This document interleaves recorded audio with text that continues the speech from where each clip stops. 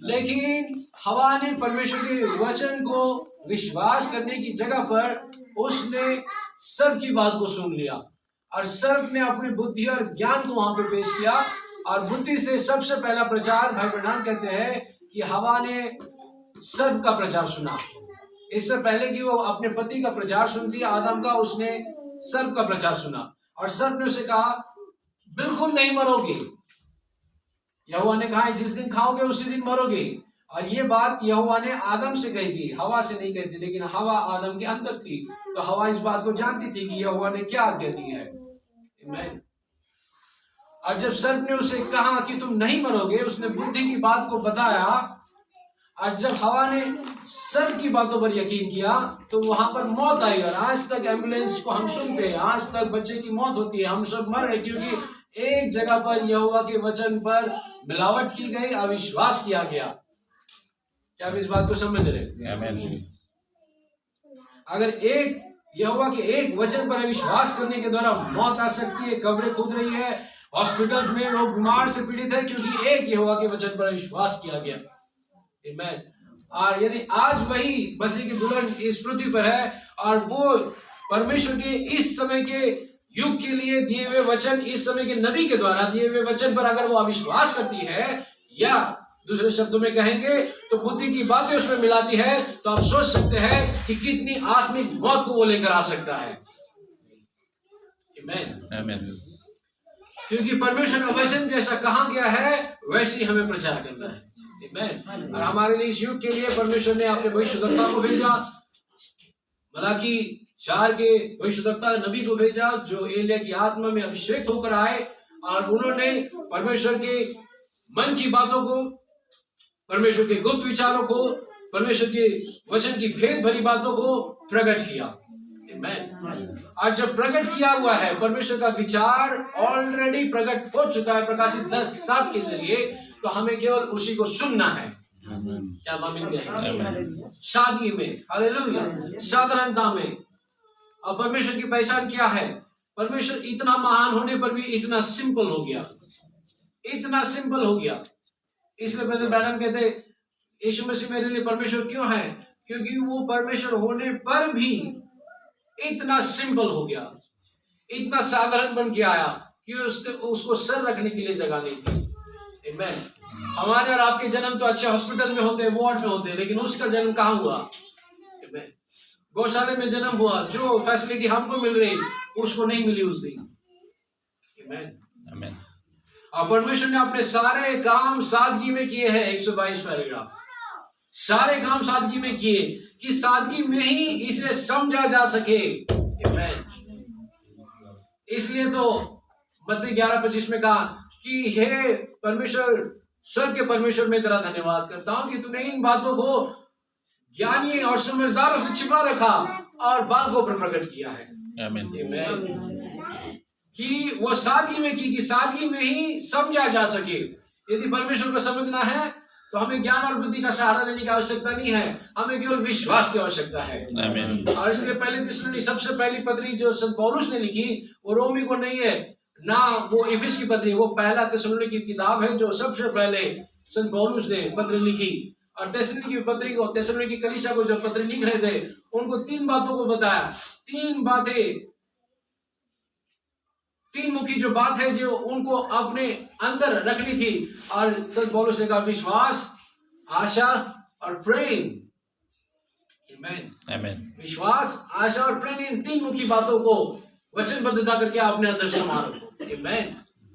इस 3 बातों के लिए अपना कमिटमेंट रखिए।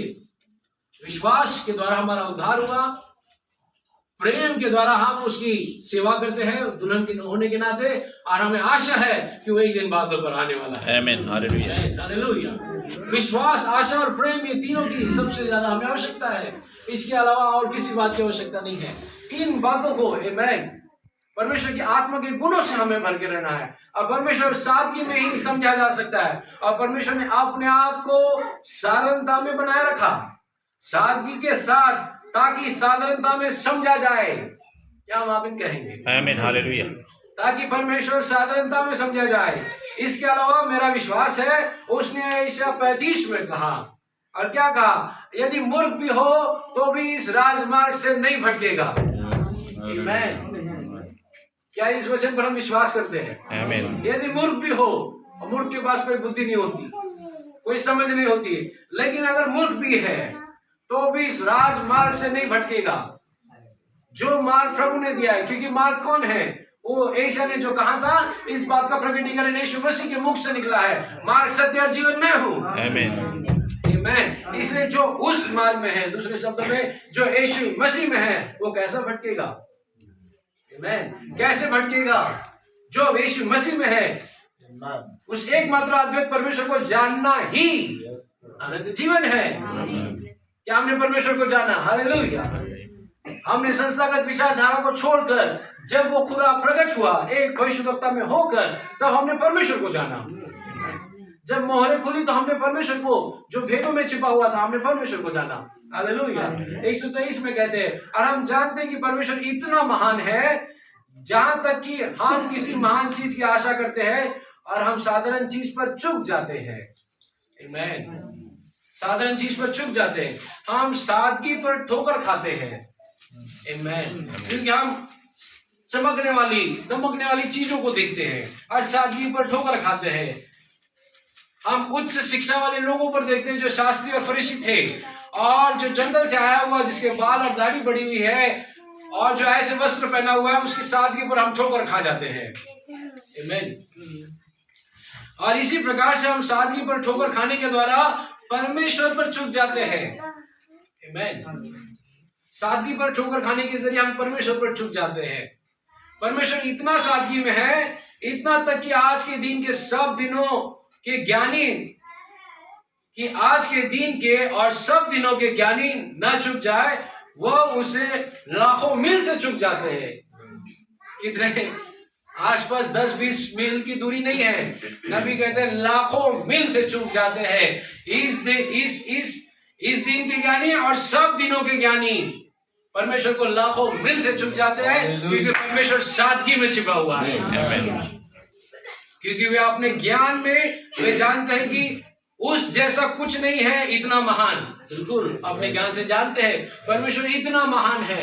एक गीतकार ने लिखा, जितने महान पर्वत है उससे महान मेरा परमेश्वर है।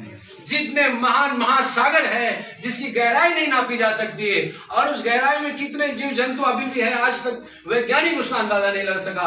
कितना बड़ा वो जो सूर्य है, ये तारा है, और इस सूर्य से भी 1000 गुने बड़े बड़े तारे हैं। इन सब को बनाने वाला कितना महान परमेश्वर होगा। आमीन। हालेलुया। और इतना महान परमेश्वर होने पर भी वो सादगी में छिपा हुआ है। आमीन। और इसलिए नबी ने कहा परमेश्वर साधारणता में छिपता है। आमीन। एक गौशाला में पैदा होता है। आमीन। और एक मरियम के द्वारा एक स्त्री के जरिए जन्म लेता है, सादगी में छिपता है और सादगी में अपने आप को प्रकट करता है। आमीन। हालेलुया। आमीन। जब सिपाही उसको पकड़ने आए, कहा हम नासरत के यीशु को पकड़ने आए, वो मैं हूं उसने कहा, और वो पीछे गिर गए। आमीन। वो मैं हूं। Praise God. हालेलुया। क्या हम धन्यवाद देते हैं ऐसा महान परमेश्वर। हालेलुया। क्योंकि अपने ज्ञान में भी जानते थे कि वो इतना महान है, परंतु उसके प्रकाशन में वो इतना साधारण है कि उनके सिर के ऊपर से निकल जाता है और वे चूक जाते हैं। वो प्रकाशन में कितना है? बहुत ही साधारण है। हालेलुया। प्रकाशन में वो बहुत ही साधारण है और वे चूक जाते हैं। इसलिए परमेश्वर को बुद्धि और ज्ञान से नहीं जाना जा सकता। परमेश्वर को जानने के लिए हमको सादगी में आना होगा। सादगी में आने के लिए हमें कहना होगा कि प्रभु मैं कुछ भी नहीं हूँ। आमीन। हालेलुया।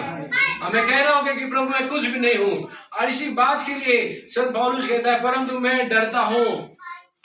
जो संत पौलुस ने साम्राज्य को फेस किया, वो जंगली पशुओं को फेस किया, उसे गिराया गया, पत्थर मारे, तलवार से उसका सिर, लेकिन वो कहता है मैं डरता हूँ। किस बात के लिए? आत्मिक जीवन की बातों के लिए, क्या आपके प्राणों के लिए। मैं डरता हूं कि जैसे सांप ने, और जब सांप का इशारा कर रहा है तो सीधे वो पुराने शत्रु को यहां पर बता रहा है, पुराने शत्रु का नाम लेकर वो उसको प्रचार कर रहा है।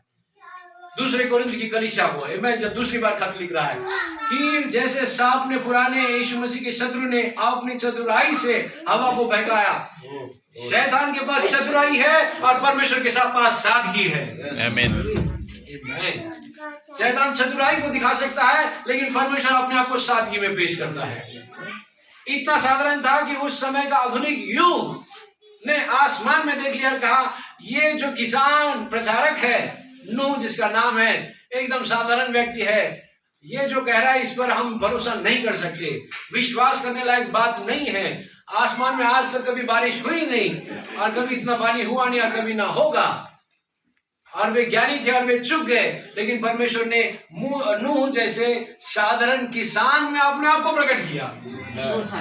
और उसकी कलीसिया कितनी ज्यादा एक ही संदेश सुन सुन के उब गई होगी। 120 साल एक ही संदेश कि परमेश्वर जल प्रलय से इस संसार को, वर्तमान संसार को नाश करने वाला है। आमीन। और परमेश्वर की सादगी देखिए कि उस समय के ज्ञानी और साइंटिस्ट और डॉक्टर्स पानी में डूब के मर गए, लेकिन सादगी देखिए परमेश्वर की कि सारे जानवर बच गए। परमेश्वर सादगी में छिपता है, सरलता में छिपता है और सरलता में पेश करता है कि ज्ञानी लोग पानी से नाश हो गए लेकिन जानवर बच गए। आमीन। और इसलिए आज अगर हम कोशिश करें कि उसके सामने हम कैसे बन जाए, एक गधे के समान बन जाए, तो जरूर वो हमें बचाएगा। आमीन। हालेलुया। परमेश्वर साधारणता में छिपता है और सारे जानवर बच गए देखिए, और जोड़ी से उस जहाज में आए, क्योंकि सब उस अपने रचयिता पर विश्वास करते थे और उन्होंने अपने रचयिता की जो खिंचाव था, जो पुल था, उसको सुन लिया, जो थर्ड पुल था, जो कि प्रेम था, और प्रेम ने उनको खींचकर सुरक्षित जगह में लेकर आया, जो कि उस समय की योजना अंतर्गत बनाई हुई जहाज थी, ब्लूप्रिंट से बनाई हुई जहाज थी। और जो यहोवा ने ब्लूप्रिंट दिया, और वो ब्लूप्रिंट क्या था, उसकी ऊंचाई, उसकी चौड़ाई, उसके अंदर कितने कमरे होंगे, वो कौन सी लकड़ी होगी, गोफेर की लकड़ी होगी, क्योंकि गोफेर की लकड़ी नबी बताते हैं हल्की होती है, उसके अंदर कुछ नहीं होता है, और जब उस पर राल लगाई जाती है तो अंदर वो सोख लेता है, और सोख लेने के बाद ओ इतनी सख्त बन जाती है। आमीन। इतनी सख्त बन जाती है कि उसके अंदर कुछ नहीं जा सकता। क्यों यहोवा परमेश्वर ने ठीक और सालार ऐसे मजबूत लकड़ी को क्यों नहीं चुना, क्यों हल्की गोफेर लकड़ी को चुना? क्योंकि साधारणता में परमेश्वर छिपता है।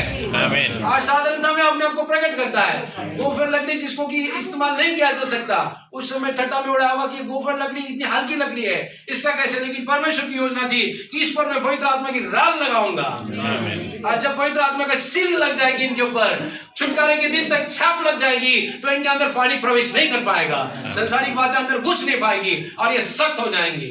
आमीन। हालेलुया। और आने वाले न्याय के ऊपर तैरेंगे। आमीन। इसलिए नबी ने कहा कलीसिया न्याय में नहीं जाएगी, क्लेश से पहले ही वो रैप्चर में उठा ली जाएगी। आमीन। इसलिए हमें क्या होना है? खाली होना है। गोफर लकड़ी जैसा कि हमारे अंदर कुछ नहीं, सख्त बनने के लिए खाली हो जाए, ताकि वो पवित्र आत्मा हमारे अंदर उड़े, और फिर हम इतने मजबूत बनेंगे कि संसार की बातें हमारे अंदर नहीं आ सकती। Praise God. हालेलुया। क्या आप आनंदित है? परमेश्वर ने ऐसे साधारण किसान को चुना जिसका नाम नूह था। परमेश्वर ने आदम की वाटिका में साधारणता में उनके बच्चों को वाटिका में रखा, साधारणता में, और उनसे भेंट करने आता था। हर बार परमेश्वर साधारणता में छिपता है और साधारणता में प्रकट करता है। परंतु मैं डरता हूं कि जैसे सांप ने अपनी चतुराई से हवा को बहकाया है, वैसे तुम्हारे मन उस सिधाई से, उस सादगी से और पवित्रता से जो मसीह में होनी चाहिए, कहीं भ्रष्ट न किए जाए। इस बात से संत पौलुस डरते थे कि कोई आके ज्ञान और बुद्धि की बातों से आपको भ्रष्ट न कर दे। इसलिए जो संदेश आपको मिला है, इस समय के युग के 20वीं शताब्दी के लिए भेजे गए, लौदीकिया युग के लिए, अंतिम कलीसिया काल के युग के लिए भेजे हुए संदेश वाहक एलिया की आत्मा से अभिषेक नबी के द्वारा आया हुआ संदेश, जो सादगी में प्रचार किया गया। एक साधारण व्यक्ति जो 7 क्लास पढ़े हुए थे, जिनके पास ग्रामर का एजुकेशन नहीं था, लेकिन ऐसे व्यक्ति में परमेश्वर समा गए और अपने आप को प्रकट कर दिया। आमीन। और ऐसा संदेश जब हमको मिला हुआ है, तो हमको भी इस संदेश के लिए सादगी में आना जरूरी होगा, सिंपलिसिटी में आना होगा, और बस यही कहना होगा परमेश्वर आपने कहा है तो ये सही है। आमीन। आज ये छोटी कलीसिया उसी हैटी राइट की जगह में होगी कि ब्रदर ब्रैनम आप जो कह रहे ये और कुछ नहीं बल्कि सत्य है। आमीन। यदि आप थर्ड पूल को दृश्य में देखना चाहते हैं, तो आपको विश्वास करना होगा कि ब्रदर ब्रैनम ने जो कहा है वो सही है, क्योंकि वो नहीं थे उन्होंने कई बार कहा, आप टेप सुनते होंगे, वो यहां पर खड़ा है,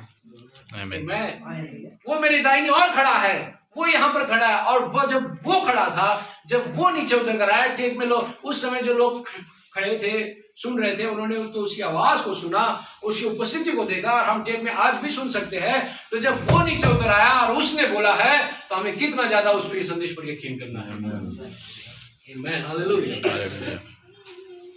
उस मार्ग से चूक जाते हैं बहुत से लोग। यशायाह 35 में कहा कि अगर मूर्ख भी हो तो नहीं भटकेगा, लेकिन उस मार्ग से चूक जाते हैं जिसमें वो अपने आप को प्रकट कर रहा है। 125, वो बहुत ही महान है, फिर भी परमेश्वर बहुत ही महान है, फिर भी अपने आप को सादगी में छिपाता है कि स्वयं को छोटे से छोटे पर प्रकट करे। क्या आमीन कहेंगे? वो इतना महान होने पर भी सादगी में छिपाता है, किस लिए? ताकि छोटे से छोटे पर प्रकट करे। समझे? नबी कहते हैं। आमीन। उसने यहां नहीं कहा ब्रदर ब्रैनम में कि वो बड़े से बड़े पर अपने आप को प्रकट करता है, उसने कहा छोटे से छोटे पर प्रकट करता है। और शायद यही शायद फॉर्मूला था, इसलिए यीशु मसीह ने मत्ती 8 में कहा कि बालकों को मेरे पास आने दो, उनको मना मत करो, स्वर्ग का राज्य उन्हीं के समान है। आमीन। और एक बात ये देखिए, विज्ञान हमको जो सिखाता है और संसार हमको जो सिखाता है हम उसी को सुन रहे हैं, लेकिन प्रॉफिट ने इसी विज्ञान और इसी साइंस की बातों को झूठ ठहरा दिया और वो बातें बताई जो बाइबल में लिखी है। आमीन। प्रॉफिट ने कहा ऊपर जाने का रास्ता नीचे है। आमीन। ऊपर जाने का रास्ता नीचे है। उन्होंने कहा क्या बाइबल में नहीं लिखा है कि जो ऊपर, जो अपने आप को बड़ा करेगा उसको नीचा किया जाएगा, और जो अपने आप को छोटा करेगा उसको ऊपर उठाया जाएगा। तो कहते हैं ऊपर जाने का रास्ता कहाँ है? नीचे है, कि जितना आप छोटा बन सकते हैं बनिए, और तब परमेश्वर आपको ऊपर उठाएगा। आमीन। बड़ा होने का यत्न न करें, ब्रदर ब्रैनम कह रहे 125 में, क्योंकि ये ऊपर से निकल जाता है। बड़ा होने का यत्न करेंगे तो ऊपर से, यानी कि सिर के ऊपर से निकल जाता है। परमेश्वर की साधारणता को सुने और तब आप परमेश्वर को ठीक वही साधारण से मार्ग में पाएंगे। हालेलुया। उसी साधारण से मार्ग में पाएंगे जहां पे परमेश्वर उतर कर आता है। 125 में बहुत ही दिखावा, संसारिक बुद्धिमान से शिक्षित हमेशा ही उसको चूक गए।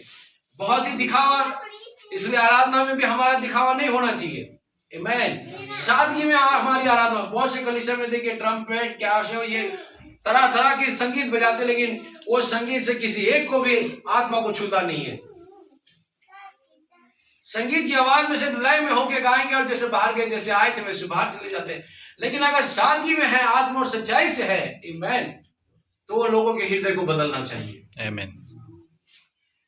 और इसलिए हमें परमेश्वर की आराधना अपनी मर्जी से नहीं करना है, उसकी मर्जी में होकर हमको उसकी आराधना करनी है। इसलिए खुदा के सामने दिखावा नहीं होना है। मैंने कुछ समय पहले प्रचार में कहा था, प्रार्थना करने के लिए हमको सोचना नहीं है कि मैं कैसे प्रार्थना करूं, मेरे प्रार्थना में कितने लंबे और बड़े शब्द हो। नहीं, आप साधारण 2 शब्द की प्रार्थना कीजिए, सादगी में होके प्रार्थना कीजिए और आपकी प्रार्थना सुनी जाएगी। 126 में कहते हैं बहुत ही दिखावा, सांसारिक बुद्धिमान से शिक्षित हमेशा ही उसको चूक गए। आमीन। लेकिन जब नबी यह कहते तो वो कहते हैं मैं इस शिक्षा के विरोध में नहीं हूं और अशिक्षित होने के पक्ष में भी नहीं हूं। मेरा कहने का मतलब आप समझिए, मैं शिक्षा के विरोध में नहीं हूं और नहीं कह रहा हूं कि अशिक्षित लोग ही बहुत ही अच्छे, परंतु ये क्या है कि लोगों ने इसे इस प्रकार से रखा है और इस पर निर्भर करते हैं कि जब तक कि वे धर्म विद्यालय आदि में नहीं जाते उनको परमेश्वर का वचन समझ नहीं सकता। लेकिन हम धर्म विद्यालय में जाके परमेश्वर को समझ नहीं सकते। परमेश्वर को जानना है तो थियोलॉजी में नहीं जाना होगा, लेकिन हमें घुटनों पर जाना होगा। हालेलुया। और घुटनों पर जब हम जाएंगे तो परमेश्वर को हम देख सकते हैं। हालेलुया। 128 में नबी कहते हैं वचन प्रचार करो। आज हम धारणा प्रचार करते हैं, ब्रदर ब्रैनम कह रहे हैं। और इसलिए शायद संत पौलुस ने कहा परंतु मैं डरता हूं कि कोई तुम्हें आकर भ्रष्ट न करे। वो सादगी और पवित्रता से जो मसीह में है। आमीन। वो सादगी और पवित्रता जो मसीह में है, मैं डरता हूं कोई आकर तुम्हें इसे भरमा न दे। नबी कहते 128 में वचन प्रचार करो। आज हम धारणा प्रचार करते हैं, हम मत्सर और सांप्रदायिकता का प्रचार करते हैं और बहुत सारी चीजों को और वचन को छोड़ देते हैं। आमीन। इसलिए हमें क्या कहा, यीशु मसीह ने जो आज्ञा दी 28 अध्याय के आखिरी पद में, इसलिए जाकर सारे संसार में सुसमाचार प्रचार करो। आमीन। सुसमाचार क्या है? वचन की सामर्थ्य में। हालेलुया। लेकिन हमें उसके अलावा और किसी को प्रचार नहीं करना है, हमें एक ही चीज को प्रचार करना है और वो है प्रभु यीशु मसीह को प्रचार करना है। 130 में कहते हैं, जब अब नूह के दिनों पर ध्यान करें। नूह के दिन परमेश्वर ने सांसारिकता की बुद्धि को देखा, इतनी बड़ी रुकावट और सम्मानित हो गई, उसने एक साधारण संदेश साधारण व्यक्ति के द्वारा भेजा और उन्हें अपनी महानता दर्शाई। एक साधारण व्यक्ति के द्वारा एक साधारण संदेश को भेजकर ज्ञानी लोगों को उस समय के अपनी महानता का दर्शन दिया। आमीन। आमीन। और ये सिर्फ नूह के दिनों में नहीं हुआ, ये लूका 17:30 में भी कहा था, जैसे नूह के दिनों में था वैसे मनुष्य के पुत्र के प्रकट होने के दिन भी होगा। और मनुष्य के दिन के प्रकट होने के दिन भी एक साधारण मनुष्य को चुना और उसके जरिए एक साधारण संदेश के जरिए इस आधुनिक युग को दिखा दिया कि मैं कितना महान हूँ। आमीन। हालेलुया। हालेलुया।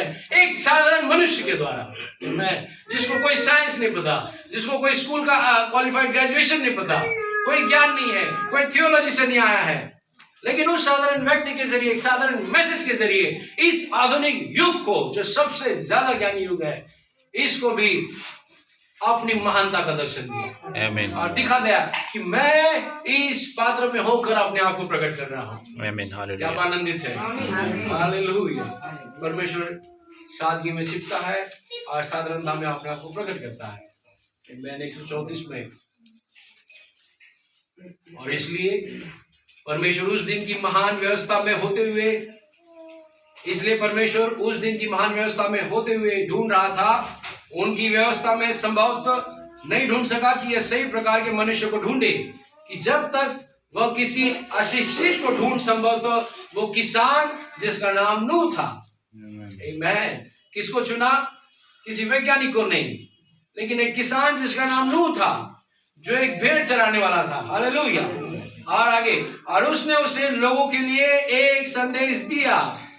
आमीन। उस किसान को क्या किया? उस भेड़ चराने वाले को उस युग के लिए एक संदेश दिया। आमीन। और इसलिए यही का कारण था कि उसने अपना जन्म भी कहा लिया, एक भेड़शाला में। आमीन। वो साधारणता में छिप कर अपने आप को प्रकट करना चाहता है, ताकि ज्ञानी लाखों मील दूर से उससे चूक जाए। आमीन। क्या आनंदित है कि आप उस साधारणता के, साधारणता में पाए जाने वाले लोग हैं, जिनके ऊपर परमेश्वर ने अपने आप को साधारण तरीके से प्रकट किया। आमीन। और इसलिए ब्रदर ने कहा, अंतिम दिन में परमेश्वर की आवाज। आमीन। जो कि इतना साधारण था, उस दिन की उनकी छात्रवृत्तियां, जब तक कि लोगों ने संदेश की सादगी से ठोकर न खाई। आमीन। संदेश की सादगी से लोगों ने ठोकर खाई, और फिर भी संदेश विज्ञान के सामने मूल विषय था। आमीन। फिर भी संदेश विज्ञान के सामने मूल विषय था। ये नूह के समय में था, और ये मनुष्य के पुत्र के प्रकट होने के दिन भी था। आमीन। उस समय में मूल विषय था कि आकाश में, आमीन, आकाश से वर्षा कैसे हो सकती है जब तक कि वहां पर कोई वर्षा ही नहीं थी। मूल विषय था। और इस समय में विज्ञान के सामने मूल विषय रह गया कि बादल इतने नीचे कैसे उतर आ सकते हैं जब यहाँ से कोई एरोप्लेन नहीं गया, कोई नबी नहीं उठी। विज्ञान के सामने मूल विषय था और वैसे समझ नहीं पाए, लेकिन परमेश्वर ने साधारणता में आपने आपको और साधारणता में प्रकट किया। हालेलुया। जबकि वहां पर कोई वर्षा ही नहीं है, और नाव बनाने को, साधारण संदेश को कुछ ऐसा निर्माण किया कि जिसमें प्रवेश कर जाए। हालेलुया। उसे तैरने के लिए कोई पानी नहीं है। कितनी अविश्वास के लिए बातें हैं कि तैरने के लिए कोई पानी नहीं है, लेकिन नाव बनाई जा रही है। नाव बनाई जा रही थी यहोवा के कहने पर, यहोवा ने दी हुई ब्लूप्रिंट पर, उसके नक्शे, यहोवा ने जो नक्शा दिया, उसकी लंबाई और चौड़ाई और कौन सी लकड़ी होगी, किस प्रकार की राल लगानी होगी, आमीन, उस नक्शे से जहाज बनकर रेडी है, लेकिन जहाज को तैरने के लिए पानी नहीं है। क्या ही ठट्टा का विषय रहा होगा। आमीन। लेकिन परमेश्वर ने चाहा कि ऐसी सादगी में छिपकर मैं उस समय के आधुनिक युग पर अपने आप को प्रकट करूं, अपनी महानता का दर्शन दूं। हालेलुया। और इसलिए नबी कहते हैं लगभग परमेश्वर के सारे लोग दुनिया के लिए क्या है, एक विचित्र प्राणी है। आमीन। एक विचित्र प्राणी है, क्योंकि आप और हम असंभव वर्ग को भी संभव सोच लेते हैं। आमीन।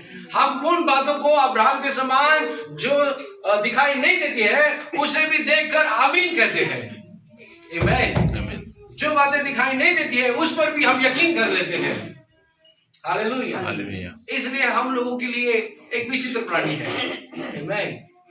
और ये हमेशा से रहा है कि परमेश्वर के लिए, हमेशा परमेश्वर के लोग संसार के लिए एक विचित्र प्राणी है, क्योंकि परमेश्वर हमेशा अपने आप को सादगी में छिपाता है।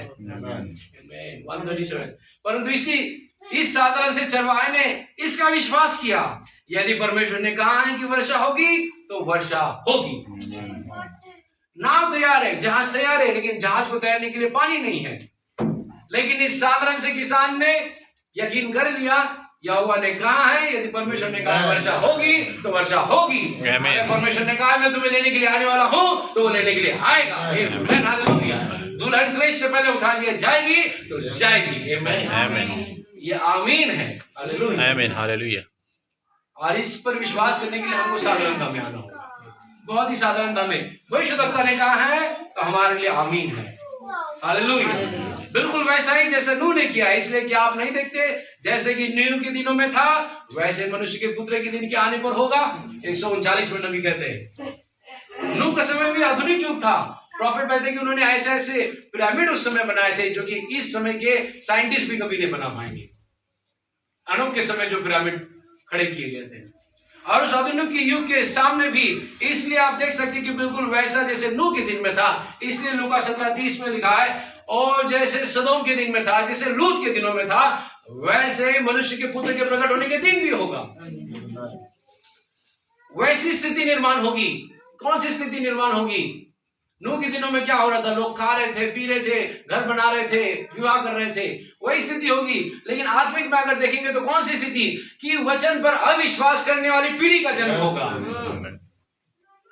खा पी रहे हैं, विवाह हो रहे, घर बना रहे, ये तो ठीक है, दिख रहा है। लेकिन जो नहीं दिख रहा है वो ये है कि जो लोग कहेंगे कि हम विश्वासी हैं, फिर भी परमेश्वर के कहे हुए वचन पर विश्वास नहीं करेंगे। जैसे ये नूह के दिनों में हुआ, वो कहेंगे कि जहाज तैयार है लेकिन पानी कहाँ है। लेकिन नूह ने कहा, जिस परमेश्वर ने कहा है जहाज को तैयार करने के लिए, उसी ने कहा। आमीन। तो वो बिल्कुल पानी को भी भेजेगा इसको तैरने के लिए। हालेलुया। आमीन। हम परमेश्वर को धन्यवाद देंगे ऐसे सादगी भरे जीवन के लिए। और नूह को इससे कोई मतलब नहीं था। 145 में नबी कहते हैं नूह को इससे कोई मतलब नहीं है कि उन्होंने ये क्या कुछ कहा। बूढ़े मनुष्य का दिमाग ठीक नहीं है, और ये वैज्ञानिक रीति से संपूर्णतः गलत है उस समय के लिए, क्योंकि आज तक वर्षा हुई नहीं आसमान से। ये वैज्ञानिक रीति से गलत है और दिमागी रूप से वो गलत था, परंतु नूह के लिए ये प्रभु का वचन था। और नूह इसी के साथ टिका रहा। हालेलुया। आज के लिए परमेश्वर का वचन जो हमारे लिए दिया गया, जो भेद में परमेश्वर छिपा हुआ था, उसने अपने आप को प्रकट किया। अब हमें भी नूह की स्थिति में आना है, क्योंकि जैसे नूह के दिनों में था वैसे मनुष्य के पुत्र के प्रकट होने के दिन में होगा। तो हमको नूह के जैसा साधारण विश्वास में आना होगा और कहना होगा कि इससे फर्क नहीं पड़ता कि कितने ज्ञानी विद्वान आकर क्या कहे, हमारे लिए साधारण वचन प्रचार कर दिया है। एक साधारण व्यक्ति के जरिए साधारण संदेश प्रचार हो चुका है, और उसी सादगी पे हम विश्वास करते हुए टिके हुए हैं। आमीन। कि परमेश्वर ने कहा है तो ये होकर रहेगा। आमीन। और बुद्धिमान और समझदारों ने इसी साधारणता में ठोकर खाई और अपने जीवन को खो दिया। अब ये क्या है? झिड़की है इस पीढ़ी के लिए। क्या आप समझ पाए? ये क्या है? नबी कहते हैं ये झिड़की है। किसके लिए? इस पीढ़ी के लिए। जैसे नूह के दिनों में था वैसे मनुष्य के पुत्र के प्रकट होने के दिन भी होगा। इस पीढ़ी को झिड़की लगा रहे हैं ब्रदर ब्रैनम खड़े होकर। आमीन। उस समय उन लोगों ने अविश्वास किया, वैसे इस पीढ़ी के लोग भी अविश्वास कर रहे हैं। लेकिन परमेश्वर साधारणता में छिपता है और साधारणता में अपने आप को प्रकट करता है। हालेलुया।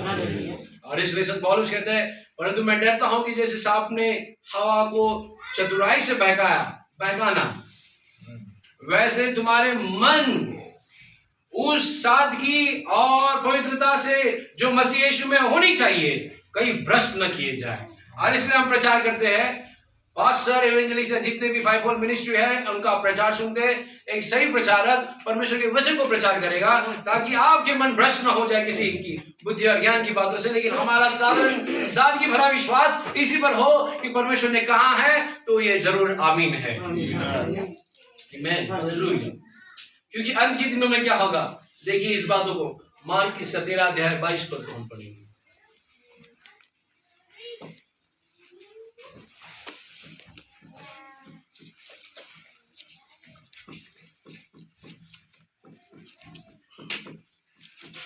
मार्क सुसमाचार 13 अध्याय और 13-22 में जिस बात को कहा है वो आप सभी जानते हैं। मत्ती 24-24 में भी कहा है, वही बातें हैं, वही बातें हैं मत्ती 24-24 में भी, मार्कुस 13 में भी। और लेकिन इंग्लिश में अगर हमने देखा तो यहाँ इसके लिए कोई अलग शब्द था 24-24 के लिए और 13-22 के लिए, तो इसलिए मैंने 13-22 सुसमाचार का पद को यहाँ लिखा हो। कोई भाई पढ़ेंगे। क्योंकि झूठे मसीह और झूठे भविष्यवक्ता उठ खड़े होंगे और चिन्ह और अद्भुत काम दिखाएंगे कि यदि हो सके तो सुनी हुओं को भी भरमा दे। यदि हो सके तो चुने हुओं को भी भरमा दे। हमने तुरंत में लिखा कि संत पौलुस कहते हैं कि मैं डरता हूँ कि जैसे सांप ने हवा को अपने बुद्धि से बहकाया, बहकाना भरमाना दोनों एक ही बात है, बहकाना या भरमाना, तो वैसे ही तुमको भी जो सादगी नम्रता जो प्रभु यीशु मसीह में होनी चाहिए उससे कोई आपको भ्रष्ट न कर दे। और 13-22 में लिखा है कि क्योंकि झूठे मसीह होंगे, झूठे यीशु नहीं होंगे। देखिए यहाँ पर जो वचन लिखा हुआ है, झूठे यीशु नहीं होंगे, यहाँ पे लिखा है झूठे मसीह, क्योंकि मसीह का अर्थ होता है अभिषेक। वे अभिषेक्ति होंगे, अभिषेक्ति होंगे, क्योंकि झूठे मसीह और झूठे भविष्यद्वक्ता उठ खड़े होंगे और चिन्ह और अद्भुत, अद्भुत यानी कि महान बड़े बड़े काम दिखाएंगे। यह हो सकता है आने वाले दिनों में, हम नहीं जानते। हम केवल एक संदेश को ले रहे, परमेश्वर साधारणता में चित्त और साधारणता में प्रकट करता है। आमीन। हो सकता है कि क्योंकि विश्वास मनुष्य है, नबी ने कहा है, और हम क्या है कि जो बातें को देखते हैं उस पर जल्दी विश्वास करते हैं। आमीन। कि कुछ दिखाई दे रहा है, अद्भुत काम हो रहे हैं। यहाँ पे लिखा है झूठे मसीह झूठे भविष्यद्वक्ता खड़े होंगे और चिन्ह और अद्भुत, अद्भुत यानी कि बड़े बड़े काम, महान काम दिखाएंगे कि यदि हो सके तो चुने हुओं को भी भरमा दे। अब ये वाक्य पर ध्यान दीजिए, इसमें ऐसा लिखा है कि यदि हो सके तो चुने हुओं को भी भरमा दे। मतलब चुने हुओं को भरमाने का काम कौन कर रहा है? ये झूठे भविष्यद्वक्ता और झूठे मसीह। लेकिन इसमें ऐसा नहीं लिखा है कि हो सके तो चुने हुए भरमाए जाएंगे, ऐसा लिखा है क्या? भरमा दे। यदि हो सके तो चुने हुओं को भी भरमा दे। चुने हुओं को ये लोग भरमा देंगे, चुने हुए आपस में अपने आप से नहीं भरमाए जाएंगे। क्या इस बातों को देख रहे हैं? मैं डायरी में लिख रहा था, मैंने इंग्लिश का जब लिखने का प्रयास किया तो मैंने गलती से ये शब्द को लिखा कि चुने हुए भरमाए जाएंगे। तो मैं सोच में पड़ गया, चुने हुए कैसे भरमाए जा सकते हैं? या फिर वचन को पढ़ा तो इसमें लिखा है यदि हो सके तो चुने हुओं को भी भरमा दे। चुने हुओं को भरमाने का काम किसी और के द्वारा किया जाएगा तो भरमाए सकते हैं, लेकिन अपने आप से वे भरमाए नहीं जाएंगे। कि नबी कहते हैं क्यों चुने हुए भरमाए नहीं जा सकते? क्योंकि चुने हुए उसके वचन होंगे। और वचन कैसे भरमाया जा सकता? आमीन। इसलिए कहा कि सावधान रहिए, झूठे मसीह और झूठे भविष्यद्वक्ता खड़े होंगे और चिन्ह और अद्भुत काम दिखाएंगे। और इसी बात को आइए मत्ती 24 में हम देखते हैं। संत पौलुस ने कहा मैं डरता हूं, दूसरा कोरिन्थ की पुस्तक में 11:3 में पढ़ा, 11:3 में जो पढ़ा था ऐसे कुछ शब्द हम यीशु मसीह के मुंह से सुनते हैं। मत्ती 24 और 24 के 4 को पढ़ेंगे। मत्ती 24 और 4 को पढ़िए। हाँ। यीशु ने उनको उत्तर दिया, यीशु ने उनको उत्तर दिया, सावधान रहो। अब देखिए वहां संत पौलुस कहता मैं डरता हूं, क्या कह रहा है, चेतावनी दे रहा है उनको, वार्निंग दे रहा है। और यहाँ पर यीशु मसीह खुद कह रहे हैं सावधान रहो, और उसके आगे क्या दिया है, कोई भी तुम्हें ना भरमाने पाए। आमीन। यदि हो सके तो चुने हुओं को भरमा दे। वे लोग भरमाएंगे जो झूठे मसीह और झूठे अभिषेक थे। और इसलिए यीशु मसीह ने पहले ही 24 पद आने से पहले 4 पद कह दिया, आमीन। यीशु ने उनको उत्तर दिया सावधान रहो, और वहां पे एक चिन्ह है, प्रश्नवाचक चिन्ह नहीं है, पूर्ण विराम नहीं, लेकिन इसको क्या कहेंगे, हाँ, एक्सक्लेमेशन मार दिया, सावधान रहो, एक वार्निंग, बस खत्म हो गया, सावधान रहो। हालेलुया। सावधान रहो कि कोई तुम्हें भरमाने न पाए। यीशु मसीह शायद इस बात को जानते थे कि इस बात का ध्यान रखिए, सावधान रहिए कि कोई तुम्हें न भरमाने पाए, आमीन। और फिर हम 24 पद में आते हैं, उसी अध्याय के 24 में, क्योंकि झूठे मसीह, वही पद है, झूठे मसीह और झूठे अभिषेक भविष्यवक्ता, झूठे मसीह और झूठे भविष्यवक्ता उठ खड़े होंगे, हाँ, और बड़े चिन्ह और अद्भुत काम दिखाएंगे। और यहाँ पे भी दिखाया कि बड़े चिन्ह दिखाई देंगे आपको। आसमान में हो सकता है, पृथ्वी पर किसी नबी ने इन बातों को कह दिया, किसके हाथ से खून निकले, किस पर उजाला आए, लाइट आए, ये सारे चिन्ह दिखाई देंगे। और अद्भुत काम भी दिखाई देंगे, बीमारों को ठीक करेंगे, मुर्दे जिंदे होंगे, सब ठीक हो सकता है। बड़े बड़े काम दिखाएंगे कि यदि हो सके तो चुने हुओं को भी भरमा दे। हाँ, यदि हो सके तो चुने हुओं को भरमा दे। चुने हुए अपने आप से नहीं भरमाए जाएंगे, चुने हुए। इसलिए तो सावधानी बरतने के लिए 4 पद में कहा है, सावधान रहो, आमीन। और सावधान कौन अपने आप से कर सकता है, जब तक कि कोई नरसिंगा न फूके सावधानी का, आमीन। जब बहरुआ को खड़ा कर दिया है वॉच टावर पे, तो उसका काम क्या है, सावधान रहने के लिए वो नरसिंगा बजाए, तुरही को बजाए। और जब तुरही बजाई है 4 पद में, सावधान रहो, आमीन। तो सुनने वाले को सावधान होना चाहिए यदि आप अपने प्राण की चौकसी करते हैं, आमीन। सावधान रहो कि कोई तुम्हें भरमाने न पाए, आमीन। ये मत्ती 24:4-24 में और मार्क 13:22 में। अब इंग्लिश में हम पढ़ते हैं कि इसमें लिखा है, if it were possible they shall deceive the very elect। deceive शब्द इसमें इस्तेमाल हुआ है, और 13:22 में seduce वर्ड इस्तेमाल हुआ है। दोनों शब्द अलग है। और seduce यानी कि seduce जो शब्द 13:22 में लिखा है, उसका अर्थ होता है भरमाना, भगाना या प्रलोभन, मतलब सत्य के मार्ग से उनको हटा देना, to lead astray from truth, सत्य के मार्ग से उनको हटा देना, बहका देना। ये शब्द का इस्तेमाल मार्क 13:22 में हुआ है। लेकिन मत्ती 24:24 में डिसीव लिखा है, डिसीव यानी कि भरमाने न पाए। दोनों सेम पद है, लेकिन मार्क में अलग वो शब्द इस्तेमाल हुआ है, सिड्यूस, और मत्ती में डिसीव लिखा है।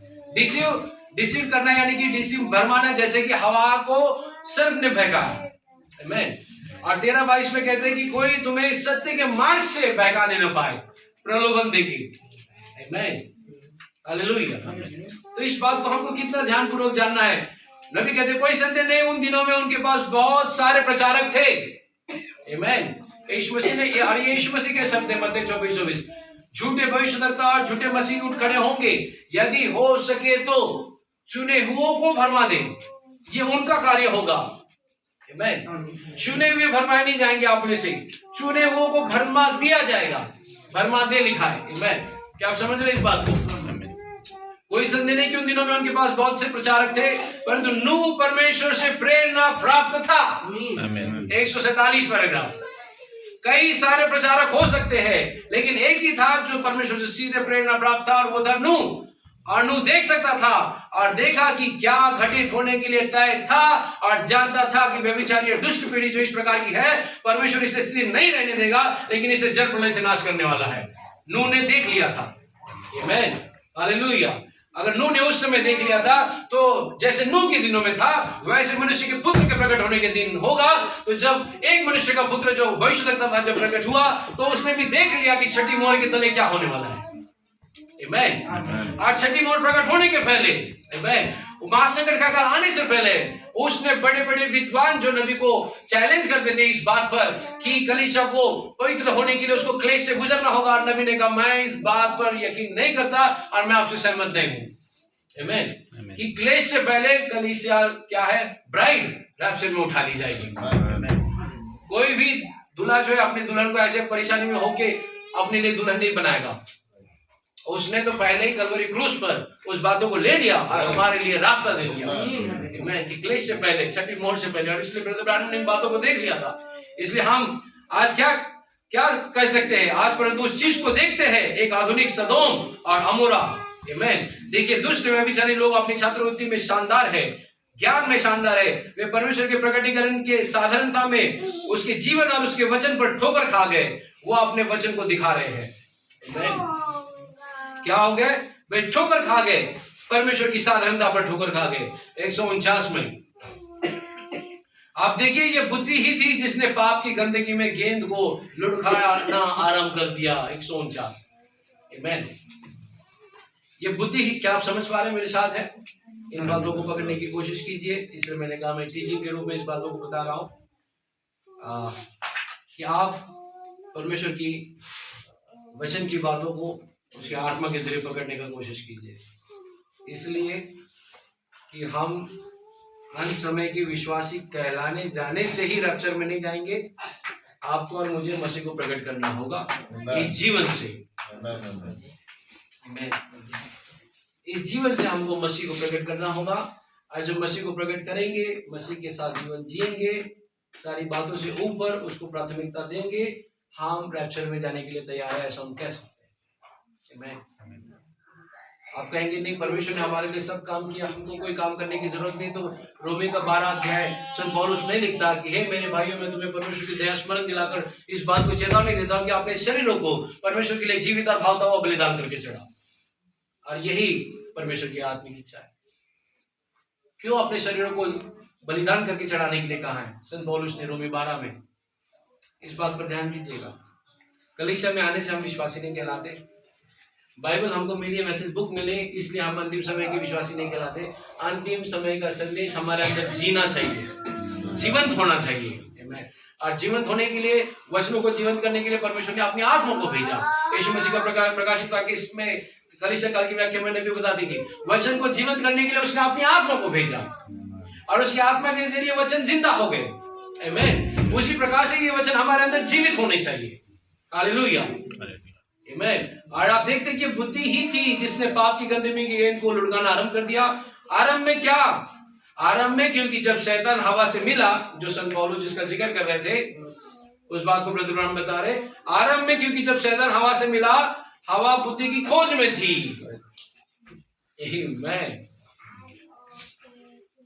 हमने दूसरा Corinthians 11:3 में पढ़ा, मैं डरता हूं। किससे डरना? वो पुराने शत्रु से, कि वो कहीं आकर वो कौन से रूप में आएगा। तो यीशु मसीह ने उसका उत्तर दिया कि वो भविष्यद्वक्ता और अभिषेक का रूप लेकर आएगा। क्या आप समझ रहे इस बात को? आपको शैतान थिएटरों में नहीं मिलेगा, बियर बार में नहीं मिलेगा, बाहर गधे की जगहों पे नहीं मिलेगा। नबी कहते हैं शैतान आपको कलीसिया में मिलेगा। अब खोजिए कलीसिया में आपको मिलेगा, क्योंकि उसने अपना रूप बदल लिया है। अब उसने धार्मिक रूप लिया है। शैतान बहुत अधिक, क्योंकि आरंभ में भी उसने धार्मिक रूप लिया था। कैन ने भी बलिदान चढ़ाया, उसने भी वेदी सजाई, फूल और फल को लाके रख दिया, वो भी बहुत धार्मिक था। प्रॉफिट कहते वो हर संडे चर्च जाता था, परमेश्वर की आराधना करता था जैसे हाबिल करता था। लेकिन दोनों में एक ही भेद था, हाबिल के पास प्रकाशन था। आमीन। इसलिए जैसे आरंभ में उसने धार्मिक रूप लिया था, अभी भी वो धार्मिक रूप में है। आमीन। इसलिए संत पौलुस कहते मैं डरता हूं। आमीन। मैं डर रहा हूं इस बात से। और यीशु मसीह ने उनके रूप को बता दिया कि वो भविष्यद्वक्ता होंगे, वे अभिषेक होंगे, और हो सके तो, संभावना तो नहीं है लेकिन हो सके तो, आमीन, जो अभी तक मसीह को अपने अंदर ग्रहण नहीं किए हैं, लड़खड़ा रहे, जो किनारे किनारे पे चल रहे, जैसे आप किनारे वाला विश्वासी था, वो गहराई में नहीं उतरे, अब तक समुद्र के किनारे चल रहे, बस संदेश के साथ साथ चल रहे, उससे आनंदित है। नबी ने इसलिए कहा आपको गहराई में उतरना होगा। आमीन। ये संदेश गहराई है और आपको डीप में उतरना होगा। आप किस कहे सुनी बातों पर यकीन नहीं कर सकते। यूट्यूब में मैंने देख लिया प्रचारक प्रचार कर रहे थे, नहीं, यूट्यूब के प्रचार से ही आपका काम नहीं चलेगा, आपको खुद वचन खोलना होगा, पढ़ना होगा, आपको खुद घुटनों पर आना होगा। लेकिन आज हम देख रहे हैं यूट्यूब तक लोग सीमित हो गए, कहीं भी कान में लगा के संदेश सुन रहे, उनको लगा ठीक है संदेश हमको आवश्यकता है, लेकिन आपको व्यक्तिगत उसके साथ संबंध बनाना होगा। आपको खुद घुटनों पर जाकर उसे खोजना होगा। वरना वो विश्वास का जीवन केवल एक ऐसा विश्वासी होगा जो किनारे पर चल रहा है, लेकिन वो डीप में अब तक नहीं उतरा है। डीप में उतरने के लिए आपको ब्रदर ब्रैनम के मैसेजेस को पढ़ना होगा। कितने पास्टर और कितने विश्वासियों से मैंने बात की, कहीं सुनी बातों को बता दे। उस पास्टर ने प्रचार किया, मैंने ये सुना, मैंने सबसे पहला प्रश्न, क्या आपने ब्रदर ब्रैनम के संदेश में उस बात को पढ़ा? क्या आपने पढ़ा उस बात को? नहीं पढ़ा। नहीं पढ़ा तो सबसे पहले आप पढ़िए। आपसे बोल दे ये भाई ने ऐसा प्रचार किया, इसने ऐसा प्रचार किया, बहुत अच्छा प्रचार है। आपने जो प्रचार किया और उस भाई ने जो कोट किया, क्या आपने घर जाकर उस संदेश को पढ़ा? आपको अपने प्राण की चौकसी करनी है। आमीन, हालेलुया। संत पौलुस कहते मैं डरता हूं, अरे यीशु मसीह ने कहा सावधान रहो।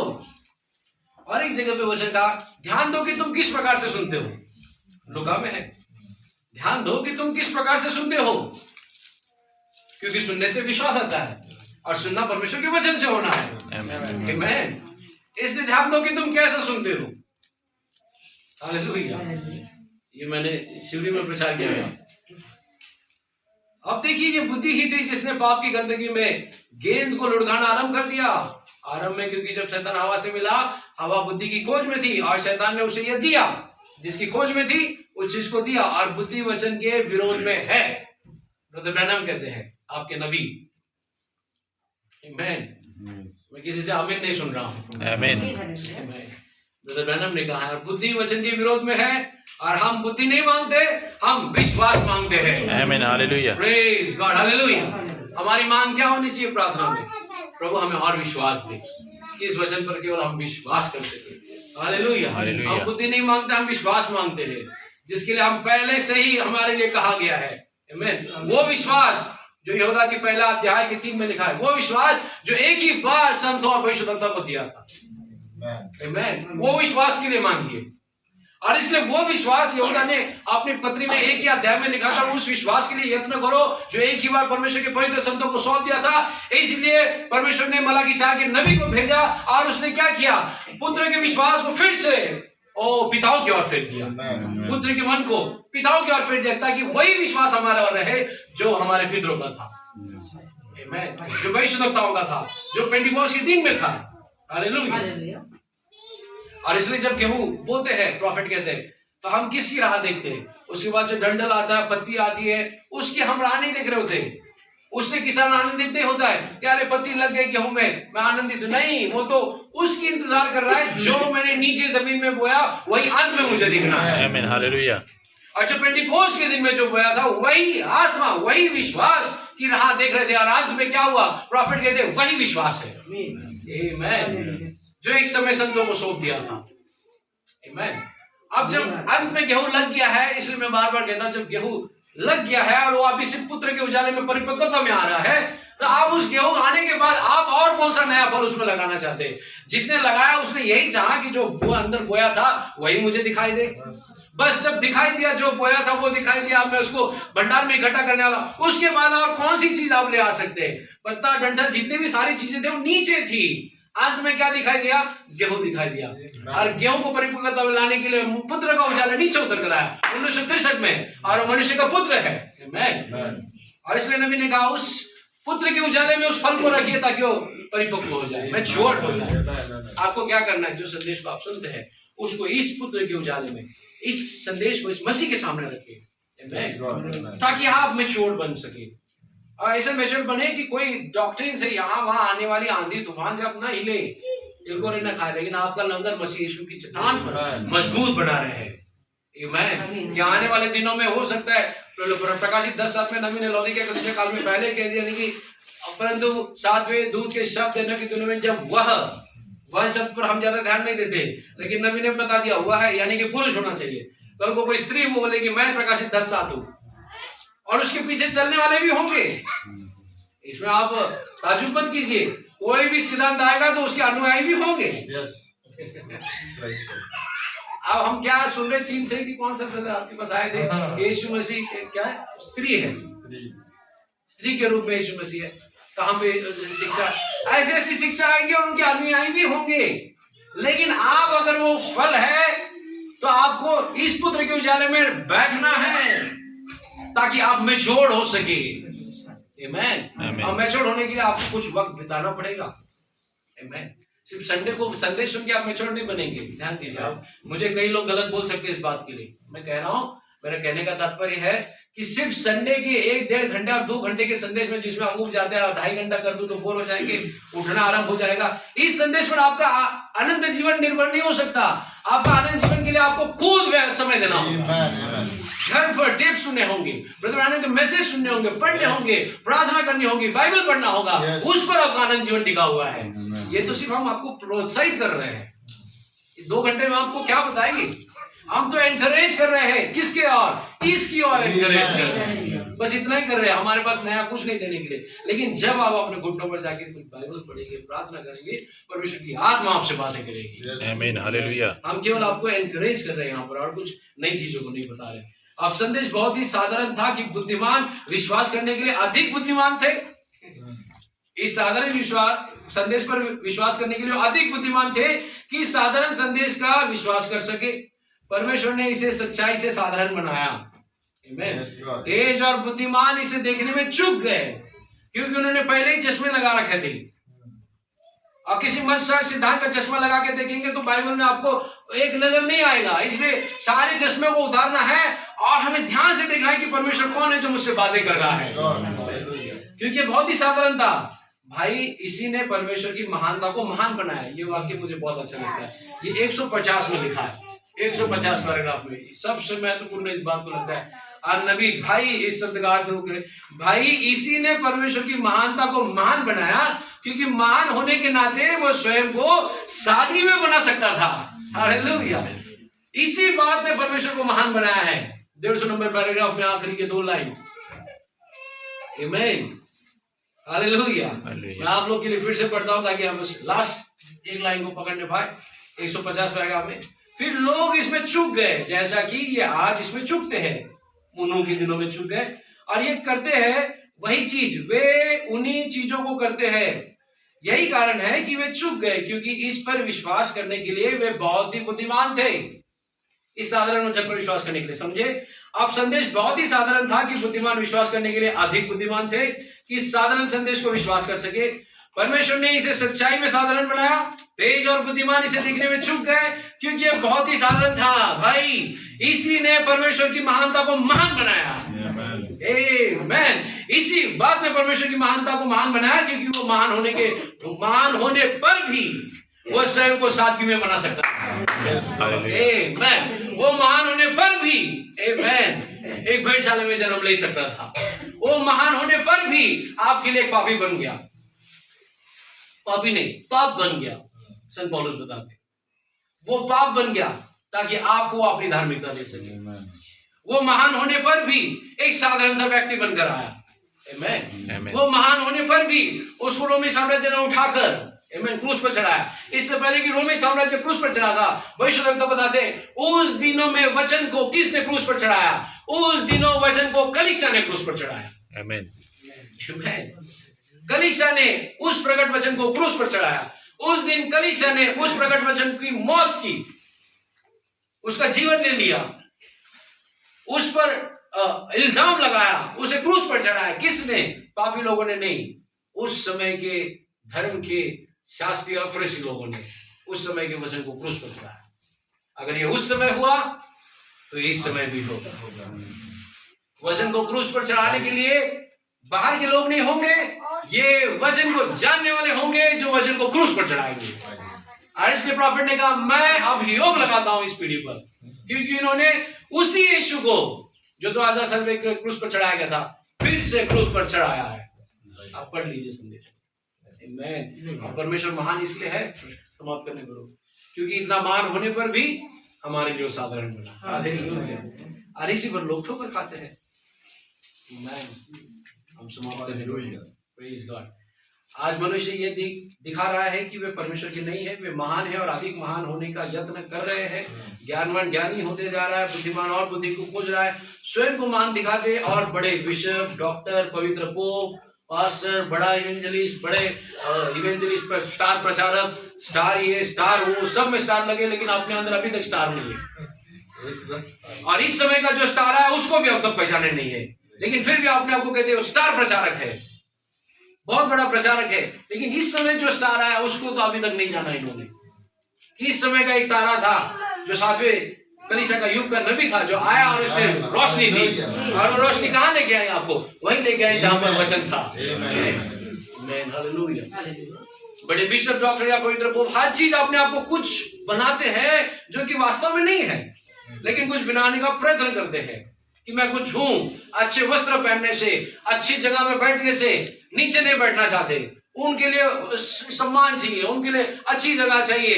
वो जो इतनी अच्छी जगह थी उसको छोड़कर वो ऐसी गंदी जगह में आया। वो आपके और मेरे लिए। आमीन।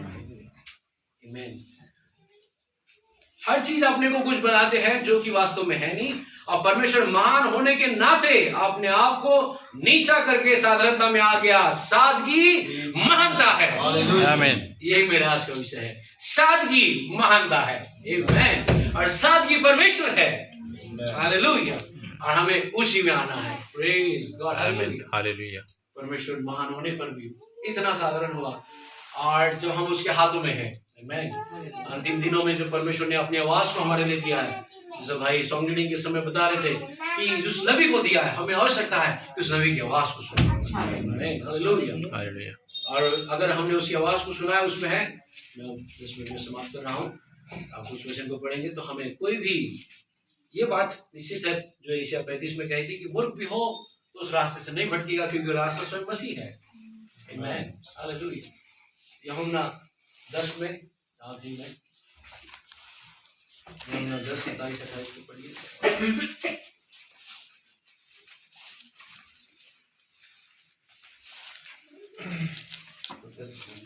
हाँ, मेरी भेड़ें मेरी सब सुनती है। हाँ, मेरी भेड़ें मेरा शब्द सुनती है, यानी कि शब्द यहाँ पे जो शब्द इस्तेमाल हुआ है हम ध्यान देंगे, हमारे इस समय के लिए ये संदेश है। यीशु मसीह ने कहा मेरी भेड़ें मेरा शब्द सुनती है। आमीन। मैं उन्हें जानता हूँ। मेरी भेड़ें मेरा शब्द सुनती है। हालेलुया। क्या आप इसी लाइन पर अपने आप के इस युग के नबी के संदेश को समझ पा रहे हैं? मेरी भेड़ें मेरा शब्द सुनती है, और साथ में दूध के शब्द देने के दिनों में। वो किसके लिए था शब्द? वो शब्द का समय था। आमीन। आवाज का समय था। और यीशु मसीह ने कह दिया था मेरी भेड़ें मेरा शब्द सुनती है। अगर भेड़ें है तो शब्द देने वाला भी होना चाहिए। अगर भेड़ें सुनने के लिए तैयार है तो शब्द भी होना चाहिए था। आमीन। और शब्द सुनती है, और इसलिए 7वें दूध के शब्द देने के दिनों में, इंग्लिश में लिखा है voice. Hallelujah. My sheep here my voice. Hallelujah. मेरी आवाज को सुनती है, और इसलिए नबी ने कहा अंतिम दिनों में परमेश्वर की आवाज। आमीन। Hallelujah. Hallelujah. Voice of God in the last days. Voice of God, इसमें भी वॉइस लिखा है, और 10:7 में भी लिखेंगे in the days of the voice of the 7th angel. Hallelujah. Hallelujah. Voice. Hallelujah. हम किसके युग में हैं? हम उस आवाज के युग में हैं। अंतिम दिनों में परमेश्वर की आवाज आई है।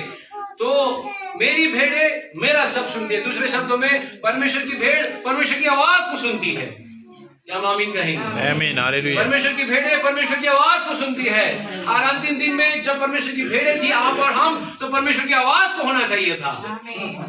और इसलिए प्रॉफिट ने कहा अंतिम दिनों में परमेश्वर की आवाज।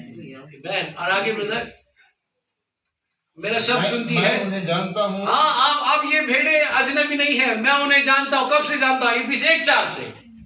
और वे मेरे पीछे पीछे चलती है। मैं उन्हें कब से जानता हूँ? इफिसी 1:4 में, उत्पत्ति की स्थापना होने से पहले। मैं उन्हें जानता हूँ और वो मेरे पीछे पीछे चलती है, क्योंकि मैंने उनको चेतावनी दे दी है, सावधान रहो कि कोई तुम्हें भरमाने न पाए। तुम्हारा सेवा तुम्हारे आगे आगे चल रहा है, आपको क्या करना है? सादगी में उसके पीछे पीछे चलना है। आमीन। मेरे पीछे पीछे चलती है, और मैं उन्हें अनंत जीवन देता हूँ। और मैं उन्हें अनंत जीवन देता हूँ, वे कभी नष्ट न होगी। हाँ, यह महत्वपूर्ण बात है हमारे लिए। जो उसकी भेड़ें हैं, जो अंतिम समय के नबी का शब्द को सुन ली है, वे कभी नष्ट न होंगी। ये किसने कहा है? ये हमारे परमेश्वर ने कहा। Amen. ये हमारे परमेश्वर ने कहा है। जिसने शब्द सुन लिया है, जो उसके पीछे चल रहे हैं, उनके लिए एक प्रतिज्ञा है कि वे नष्ट कभी नहीं होंगे। इससे फर्क नहीं पड़ता कि कितने सिद्धांत है, आप गलत शिक्षा में हो, हमें फर्क नहीं पड़ता। हमने परमेश्वर की आवाज को सुन लिया और यीशु मसीह ने कहा वे कभी नष्ट ना होंगे, कभी नष्ट नहीं होंगे। क्यों? इसका आगे जवाब है, और कोई उन्हें मेरे हाथ से छीन ना लेगा। आप परमेश्वर के हाथों में है। Amen. मैं कैसे नष्ट कर सकता है? इसलिए ईशा ने कहा, उसने मैंने अपने हथेली पर तुम्हें खोद रखा है। आमीन। तुम नष्ट नहीं हो सकते। हालेलुया। कौन? जिन्होंने उसकी आवाज को सुना है। Praise God. अंतिम दिनों में परमेश्वर की आवाज को सुना है, वे कभी कभी नष्ट न होंगे, क्योंकि अनंत जीवन उनके अंदर है। नष्ट एक ही चीज नहीं हो सकती और वो परमेश्वर है। आमीन। और जो परमेश्वर के गुण है, परमेश्वर के विचार है, परमेश्वर का जीवन है, वो कैसे नष्ट हो सकते हैं? वे तो अनंत है। आमीन। वे कभी नष्ट न होंगे और कोई उन्हें मेरे हाथ से छीन न लेगा, क्योंकि ये परमेश्वर के हाथों में हम पाए जाते हैं। आमीन। हालेलुया। इसलिए इससे परवाह न करें कि हम कहां पर हैं। हमें धन्यवाद देना चाहिए कि हम परमेश्वर के हाथों में हैं। आमीन। हालेलुया। और यदि परमेश्वर के हाथों में है तो हमें कोई भी छीन नहीं सकता। हालेलुया। इसलिए 154 में नबी कहते हैं 154 पैराग्राफ में, अब वे थे इस साधारण से संदेश का विश्वास करने के लिए बहुत ही बुद्धिमान थे, लेकिन हम साधारण संदेश का विश्वास करने के लिए परमेश्वर चाहता है कि हम सादगी में रहें। आमीन। साधारण संदेश का विश्वास करने के लिए हमें सादगी में होना चाहिए। और उन्होंने अपने आप को उसके साथ मान होने का यत्न किया, जबकि ऊपर का मार्ग सदा नीचे को होता है। इसी के साथ मैं अंत करना चाहूंगा। ऊपर का मार्ग सदा नीचे होता है। आमीन। और नबी के आगे की जो अगर बात को सुनेंगे 155 ने उन्होंने क्या कहा, सारे वैज्ञानिक और भूगोल शास्त्री जो लोग हैं उनके लिए, अब कौन जानता है कि उत्तरी ध्रुव तारा, नॉर्थ पोल, उत्तरी ध्रुव तारा या दक्षिण ध्रुव तारा उत्तर में है? ब्रदर मैडम हम सवाल कर रहे हैं, पढ़े लिखे लोग बैठे हैं, डॉक्टर्स। उत्तरी ध्रुव तारा उत्तर है या दक्षिण ध्रुव तारा उत्तर है, या उत्तरी ध्रुव तारा दक्षिण है? कौन जानता है इसकी दिशा क्या है? दक्षिण ध्रुव उत्तर है। कौन सा ऊपर है और कौन सा नीचे को है? सवाल कर रहे हैं, कौन सा ऊपर को है और कौन सा नीचे को है? हम तो अंतरिक्ष में लटके हैं। अब आप निकालिए कौन सा ऊपर है और कौन सा नीचे है। हम तो अंतरिक्ष में लटके हैं। हम कहते हैं कि उत्तरी ध्रुव ऊपर है। आप कैसे जानते हैं? दक्षिणी ध्रुव उत्तरी हो सकता है। देखिए, आप नहीं जानते, इसलिए याद रखिए यह वचन। तो फिर आप कैसे कहेंगे भाई ब्रैनम की ऊपर का रास्ता नीचे है? भाई ब्रैनम का अगर कहेंगे, आप कैसे कह रहे हैं? यीशु मसीह के वचन के आधार पर मैं कह सकता हूं। कौन सा वचन है? उसने कहा, वो जो स्वयं को नम्र करता है ऊंचा उठाया जाएगा, परंतु वह जो स्वयं को ऊंचा करता है नीचा किया जाएगा। तो ऊंचा कहाँ हो गया? अब ऊंचे का रास्ता जो उत्तर में था अब वो दक्षिण में आ गया, और जो दक्षिण नीचे में था अब वो ऊपर में चला गया। हालेलुया। परंतु वो जो स्वयं को ऊंचा करता है नीचे किया जाएगा, नीचे लाया जाएगा। इसलिए तब सही में ऊपर नीचे है और नीचे ऊपर है। आमीन। हालेलुया। और ये कैलकुलेशन अगर नहीं समझ में आ रहा है नबी का, तो यीशु मसीह का भी समझ में नहीं आएगा। जो पहले थे वो आखिरी है और जो आखिरी है वो पहले है।